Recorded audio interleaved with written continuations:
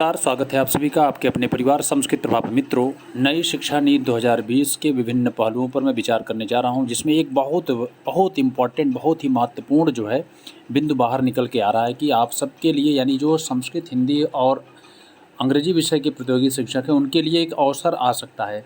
जिस प्रकार से त्रिभाषा सूत्र को लागू करने की योजना चल रही है, भाषा शिक्षक भर्ती हिंदी, संस्कृत और अंग्रेजी विषय एवं अन्य एक विदेशी भाषा और भी विदेशी भाषाओं की बात करें अगर, तो अंग्रेजी के अलावा और भी भाषाएं भी लागू हो सकती हैं, यानी त्रिभाषा सूत्र लागू होने वाला है। आ सकती है बम्पर भर्ती। त्रिभाषा सूत्र क्या है, कैसे लागू होगा, इन सभी बिंदुओं को मैं बात करने जा रहा हूँ। यहाँ से देखिएगा, आज ही की रिपोर्ट है ये। हाई स्कूल और इंटर में पढ़ेंगे 3 भाषाएं। इस प्रकार से अगर 3 भाषाएं पढ़ेंगे तो निश्चित रूप से हाई स्कूल और इंटर में भी भर्तियाँ होंगी भाषा शिक्षक के लिए। कैसे होंगी? यूपी बोर्ड के 28,000 से अधिक स्कूलों में कक्षा 9 से 12 तक के 1.25 करोड़ छात्र छात्राओं को अब 3 भाषाएं पढ़नी होगी। राष्ट्रीय शिक्षा नीति 2020 के तहत त्रिभाषा का प्रस्ताव बोर्ड ने शासन को भेज दिया है, यानी बोर्ड ने शासन को भेज दिया है। अभी 2 भाषा की अनिवार्यता है। प्रदेश के अधिकांश बच्चे भारतीय भाषा के रूप में हिंदी, जो कि भारतीय भाषा, और विदेशी भाषा के रूप में अंग्रेजी लेते हैं। अब कम से कम 2 भारतीय भाषाएं लेनी होगी, यानी संस्कृत और हिंदी दोनों, या जो भी भारतीय भाषाएं हैं, क्षेत्रीय भाषा के रूप में जो भी भाषाएं हैं, मान लीजिए तमिल, तेलुगु इत्यादि जो भी भाषाएं हैं, इन भाषाओं में, यानी भारतीय भाषाओं में 2 भाषाओं को लेना अनिवार्य होगा और 1 भाषा विदेशी होगी।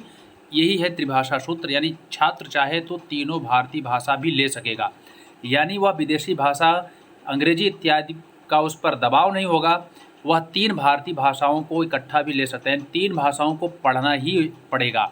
तो इस प्रकार से अगर 3 भाषाओं को पढ़ना पड़ेगा तो निश्चित रूप से तीनों भाषाओं के लिए शिक्षक की ज़रूरत पड़ेगी, क्योंकि छात्र अपने से पढ़ेंगे नहीं। तो सवाल है कि क्या इस पर भर्ती आ सकती है? तो जी हाँ, इस पर भर्ती आ सकती है। अगर त्रिभाषा सूत्र जल्द ही लागू होता है तो निश्चित रूप से इनके लिए, यानी कि भाषा के लिए भर्ती आ सकती है। तो आप लोगों के लिए बड़ी अच्छी खुशखबरी की बात है। राष्ट्रीय शिक्षा नीति के तहत त्रिभाषा का भेजा प्रस्ताव। 2 भारतीय व 1 विदेशी भाषा बच्चों को लेनी होगी। अधिनियम के विनियमों में भी संशोधन करना होगा। विदेशी भाषाएं, आधुनिक भारतीय भाषाएं और शास्त्रीय भाषाओं के अध्ययन के लिए विद्यार्थियों को आवश्यक सुविधाओं के विवरण सहित प्रस्ताव शासन ने मांगा था। मंडल मुख्यालय के स्कूल में पढ़ाएंगे विदेशी भाषा। शैक्षणिक सत्र 2022-23 से प्रत्येक मंडल मुख्यालय के जिले में एक राजकीय विद्यालय में एक विदेशी भाषा पढ़ाए जाने की सुविधा और पार्ट टाइम शिक्षक की सुविधा होगी। मंडल मुख्यालय के एक राजकीय विद्यालय की लाइब्रेरी में शास्त्रीय भाषाओं के साहित्य की उपलब्धता और छात्रों के लिए विकल्प के रूप में इन भाषाओं के अध्ययन के लिए ऑनलाइन मॉड्यूल की सुविधा होगी।